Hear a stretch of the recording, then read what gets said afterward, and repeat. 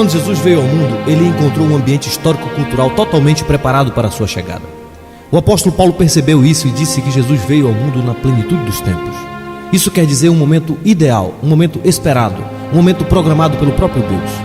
Deus preparou pelo menos 3 civilizações para a chegada do Messias: os gregos, os romanos e os judeus. Roma influenciou especialmente na questão política, os gregos na questão intelectual e os judeus na religiosidade. O primeiro século da era cristã é conhecido como período apostólico. Isso porque os apóstolos ainda estavam vivos e batalharam com toda a sua força pela verdade do Evangelho.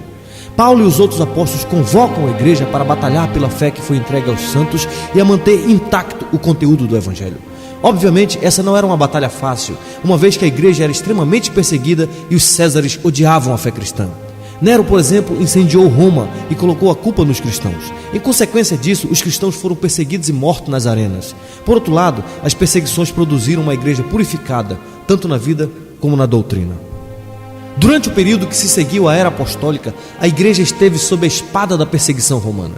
Um nobre exército de mártires partiu para a eternidade sob os rigores da espada, das feras e das ardentes fogueiras. Somente os que realmente eram convertidos se dispunham a pagar tamanho preço pela verdade do Evangelho. Mas mesmo assim, em meio a tantas perseguições, os cristãos aumentaram em número e alcançaram quase metade do Império Romano. Foi um período heróico para a igreja, uma vez que mesmo em meio a circunstâncias adversas, os cristãos viviam o Evangelho e testemunhavam a sua fé. Graças à bravura e à coragem dos pais da igreja, as heresias foram combatidas, o que possibilitou o surgimento da ortodoxia cristã. No entanto, algo aconteceu que mudou para sempre a ética e a teologia da igreja apostólica. No início do 4º século, o imperador Constantino se declarou cristão e em 313 promulgou o Édito de Milão. Isso dava liberdade de culto aos cristãos. Os cristãos então foram integrados à sociedade romana. E não demorou para que o cristianismo se tornasse a religião oficial do Estado. Era o início da Igreja Católica Romana. A igreja, até então formada por pessoas de classes mais baixas, foi abrindo espaço entre a aristocracia. Antes que se iniciasse o 4º século, os templos pagãos já haviam sido abandonados ou então transformados em templos cristãos. No século IX, não existia na Europa Ocidental quase ninguém que não acreditasse no Deus da Bíblia. Parecia ser o triunfo do cristianismo, mas na realidade, tal popularidade produziu resultados catastróficos para a igreja. Para começar, todos queriam ser membros da igreja e quase todos eram aceitos, tanto os convertidos como os perversos. Homens mundanos e ambiciosos desejavam cargos na igreja a fim de obter influência social e política. Por volta do final da Idade Média, o cristianismo estava completamente fora dos padrões que os apóstolos deixaram. Mesmo dentro do clero, a condição moral era uma realidade alarmante. Embriaguez e adultério eram os menores vícios de uma liderança que havia apodrecido quase por completo. Mesmo os que se separaram do mundo em busca de uma espiritualidade sadia foram contaminados. A Trindade Santíssima não era mais o único objeto de culto. Maria e outros santos passaram a ocupar lugar de adoração no culto de Deus. As peregrinações a lugares sagrados conferiam graça aos fiéis. A missa tomou o lugar da ceia do Senhor. O cristianismo, assim como o paganismo, era simplesmente uma religião do medo e do pânico. Neste período de total abuso papal e de corrupção geral da igreja, Deus começou a levantar alguns movimentos de reforma. Homens como os valdenses no final do século XII, homens como John Wycliffe, que traduziu o Novo Testamento para o inglês, homens como John Hus, que proclamou a necessidade da libertação da autoridade dos abusos do Papa, homens como Jerônimo Savonarola na Itália. Esses homens começaram a gritar contra os abusos da igreja e a clamar em defesa da verdade apostólica. Mas o mundo não estava preparado para recebê-los, de modo que foram reprimidos com sangrentas perseguições. Nesse período também acontecia no mundo o despertar da Europa para o interesse pela literatura, pelas artes e pela ciência. Era a chegada do Renascimento. Na Alemanha, na Inglaterra e na França, o Renascimento possuía um sentimento religioso. E isso despertou um novo interesse pelas escrituras sagradas. Isso levou o povo a investigar os verdadeiros fundamentos da fé cristã, independentemente dos dogmas de Roma. Antes de se inventar a imprensa, os livros eram copiados à mão. Mas a imprensa possibilitou o uso comum das escrituras e incentivou a tradução e a circulação da Bíblia em todos os idiomas da Europa. A chama da reforma começou a arder primeiramente na Alemanha, sob a direção do monge Martinho Lutero, que era professor da Universidade de Wittenberg. Lutero visitou a cidade de Roma e ficou escandalizado com o declínio moral dos líderes religiosos. Lutero passou por crises espirituais profundas. Ele temia que o Deus justo não o aceitasse. Por isso ele se desdobrava em penitências religiosas para conseguir méritos diante de Deus. Como resultado do estudo sério da Bíblia, descobriu e entendeu a poderosa doutrina da justificação pela fé. Isso foi revolucionário para ele. Ele encontrou paz e descanso para a sua alma na cruz de nosso Senhor Jesus Cristo e começou a pregar a sua descoberta na cidade de Wittenberg. O Papa Leão X, querendo arrecadar fundos para terminar as obras do Templo de São Pedro em Roma, permitiu que João Tetzel percorresse a Alemanha vendendo indulgência que garantiam o perdão dos pecados. Lutero ficou extremamente indignado com tal pregação e começou a denunciar como falso o ensinamento de Tetzel. Na manhã do dia 31 de outubro de 1517, Lutero afixou as suas 95 teses na porta da Catedral de Wittenberg e com tal atitude estava deflagrado o grito da Reforma. Seus ensinos foram condenados e no mês de junho de 1520, Lutero foi excomungado pelo Papa Leão X. No dia 17 de abril de 1521, Lutero compareceu à Dieta de Worms. Ali Lutero reafirmou a sua fé no Evangelho Apostólico. E quando foi obrigado a renunciar a seus ensinamentos, Lutero respondeu: é impossível retratar-me, a não ser que me provem que estou laborando em erro, pelo testemunho das Escrituras ou pela razão evidente. Não posso confiar nas decisões dos concílios e dos papas, pois é evidente que eles não somente têm errado, mas se têm contradito uns aos outros. Minha consciência está alicerçada na palavra de Deus e não é seguro nem honesto agir contra a consciência de alguém. Assim, que Deus me ajude. Lutero traduziu o Novo Testamento para a língua alemã e faleceu em 18 de fevereiro de 1546, aos 63 anos de idade. Mas antes de falecer, ele tinha mudado a história. A segunda expressão histórica do protestantismo ficou conhecida como movimento reformado. Esse movimento surgiu especialmente na Suíça. Seus primeiros líderes foram Ulrico Zwingli e João Calvino. No ano de 1522, Zwingli rompeu definitivamente com Roma e tornou-se afamado pregador do verdadeiro evangelho. Zwingli questionou os rituais e as práticas católicas, tais como o jejum da quaresma e o celibato clerical. Casou-se publicamente e em 1525 as missas foram abolidas em Zurique e passou-se a celebrar a ceia do Senhor, mas Zwingli morreu prematuramente. Mas apesar da morte precoce de Zwingli, o movimento reformado continuou sua marcha com o jovem João Calvino. Calvino era francês e converteu-se provavelmente em 1533 e já em 1536 publicou a sua obra mais importante, Instituição da Religião Cristã, ou As Institutas de Calvino. De caminho para Estrasburgo, Calvino teve que fazer um longo desvio passando por Genebra, na Suíça. Essa cidade havia abraçado o protestantismo reformado há apenas 2 meses sob a liderança de Guilherme Farel.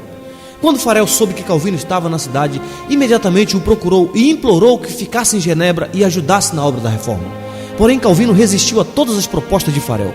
Quase em desespero, Farel lhe disse: eu declaro em nome de Deus que se você não nos auxiliar nessa obra do Senhor, o Senhor irá puni-lo por seguir o seu interesse em vez de seguir esse chamado.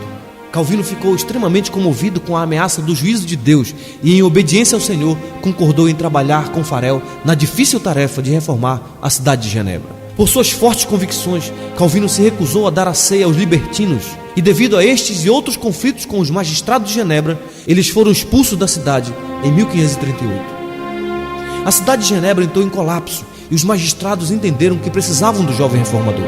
Por isso insistiram para que Calvino retornasse à cidade. A princípio, João Calvino não aceitou o convite, mas com a insistência das autoridades, voltou a Genebra em 1541 e começou a sua obra de reforma que abalaria o mundo inteiro. Em 1559, Calvino tornou-se cidadão de Genebra e fundou a Academia de Genebra. Seu grande sonho era transformar Genebra numa cidade cristã modelo. O resultado foi que Genebra tornou-se um grande centro do protestantismo, preparando líderes reformados para toda a Europa e abrigando centenas de refugiados. Calvino entendia que o evangelho não é uma doutrina de língua, mas de vida. Por isso, o calvinismo veio a ser o mais completo sistema teológico protestante, tendo por princípio básico a soberania de Deus e suas implicações em todas as áreas da vida humana. Nas palavras de John Knox, Calvino fez de Genebra a mais perfeita escola de Cristo na terra desde os apóstolos. Calvino morreu em 27 de maio de 1564, mas antes de morrer, mudou a história da Europa e de todo o mundo ocidental. Nesse período, a reforma ainda não havia chegado na Inglaterra, e quem deu o passo decisivo foi o rei Henrique VIII. Henrique VIII era casado com a princesa espanhola Catarina de Aragão. Catarina não conseguiu dar-lhe um filho varão, e isso começou a preocupar os estadistas ingleses. Henrique pediu ao Papa Clemente VII que anulasse o seu casamento para que pudesse casar-se com Ana Bolena, mas por razões políticas o Papa negou. O rei então rompeu relações com o Papa e em 1534 o parlamento aprovou o chamado Ato de Supremacia e o rei foi declarado protetor e chefe supremo da Igreja da Inglaterra. Após sua morte, Henrique VIII foi sucedido por seu filho Eduardo VI. Os tutores do jovem aproveitaram para implantar a reforma na Inglaterra e puseram fim às perseguições contra os protestantes. Mas Eduardo era doentio e morreu ainda jovem, sendo sucedido por sua irmã Maria Tudor. Maria era filha de Catarina de Aragão e era uma mulher terrível, tão mal que ficou conhecida como a Sanguinária. Fez de tudo para restabelecer o catolicismo na Inglaterra. Perseguiu os líderes protestantes e em seu governo mais de 300 protestantes sofreram martírio. Os reformados foram expulsos da Inglaterra e muitos se refugiaram em Genebra, Estrasburgo e outras cidades protestantes onde tiveram um contato mais sólido com a teologia calvinista. Na providência de Deus, a Sanguinária morreu e logo subiu ao trono sua irmã Elizabeth I, filha de Ana Bolena. Foi nessa época que a Inglaterra tornou-se definitivamente protestante. Mas o movimento de reforma na Inglaterra cresceu graças aos esforços dos chamados puritanos. Por terem verdadeiramente conhecido a teologia reformada, os puritanos queriam libertar a igreja das superstições papistas. Defendiam uma teologia verdadeiramente apostólica e um governo de igreja verdadeiramente bíblico. Buscavam uma disciplina rígida e uma vida de santidade diante de Deus. Naquela época, os puritanos levavam tão a sério a leitura da palavra que a Inglaterra ficou conhecida como o povo da Bíblia. O alvo dos puritanos era colocar a Bíblia como a única regra de fé e prática. Segundo eles, tudo o que as comunidades precisavam era de um pregador zeloso pela palavra de Deus e nada mais. Por suas fortes convicções, os puritanos foram reprimidos na Inglaterra e muitos deles foram para a América do Norte, onde iniciaram a história da nação americana. Foi na época dos puritanos que foi convocada a famosa Assembleia de Westminster, de 1643 a 1649. Essa célebre Assembleia elaborou uma série de documentos calvinistas para a Igreja da Inglaterra. Dentre esses documentos temos a Confissão de Fé de Westminster, o Diretório de Culto, o Catecismo Maior e o Breve Catecismo de Westminster.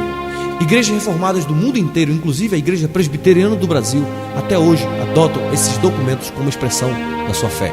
No início do século XVII, surgiu uma forte controvérsia por causa dos discípulos de um homem chamado Tiago Armínio, que afirmava que o homem pode cooperar com Deus na obra da salvação. Para resolver essa controvérsia, convocou-se então o Sínodo de Dort, na Holanda, que rejeitou as ideias de Armínio e afirmou os chamados 5 pontos do calvinismo, que são eles: total depravação, incondicional eleição, limitada expiação, graça irresistível e perseverança dos santos. Aquilo que os nossos pais pregaram e viveram estava alicerçado em alguns fundamentos. O primeiro fundamento era a absoluta autoridade e suficiência das Sagradas Escrituras. A Bíblia é a palavra de Deus, a única regra de fé e prática, e não temos necessidade de outros meios de revelação, pois ela é perfeita em todos os seus aspectos. O segundo fundamento dos nossos pais é a absoluta suficiência de Cristo, solos Cristos. Os reformadores nos ensinaram que nossa salvação não depende nem do Papa, nem dos bispos, nem dos santos e nem da intercessão de Maria. Pelo contrário, a salvação é realizada unicamente pela obra mediatória e consumada de Cristo na cruz do Calvário. O terceiro fundamento é a suficiência da soberana graça de Deus. Juntamente com todos os apóstolos do primeiro século, os reformadores ensinaram que os seres humanos nascem espiritualmente mortos em delitos e pecados e por isso não são capazes de ajudar a Deus na obra da salvação. O quarto fundamento é a justificação unicamente pela fé na cruz de Cristo. Seguindo o rastro dos apóstolos, os reformadores sustentaram que a justificação é mediante a fé. Lutero dizia que este é o artigo pelo qual a igreja fica de pé ou cai. Deus nos declara justo por causa da justiça de Cristo imputada a nós. E por último, os reformadores tinham uma visão elevada da soberania de Deus. Nos ensinaram que Deus está infinitamente além de qualquer coisa que nossa mente carnal possa compreender. O principal lema dos reformadores era soli Deo glória. Somente a Deus a glória. Só Deus é soberano, só Deus é criador, só Deus é sustentador. Tudo que existe pertence a Ele, portanto somente Ele é digno de toda a glória. Eles procuraram colocar em prática em todas as áreas da vida aquilo que Paulo diz em 1 Coríntios capítulo 10, versículo 31. Portanto, quer comais, quer bebais, ou façais qualquer outra coisa, fazei tudo para a glória de Deus. Eles casavam, trabalhavam, comiam, descansavam, escolhiam sua profissão, criavam filhos, educavam seus filhos, ganhavam dinheiro e investiam tudo para a glória de Deus. Eram práticos e dinâmicos. Fundaram universidades, criaram escolas e cultivaram um forte espírito missionário. Que Deus levante homens e mulheres de vigor e de coragem para abraçarmos a causa do reino de Deus na terra, aqui e agora, em nossa geração.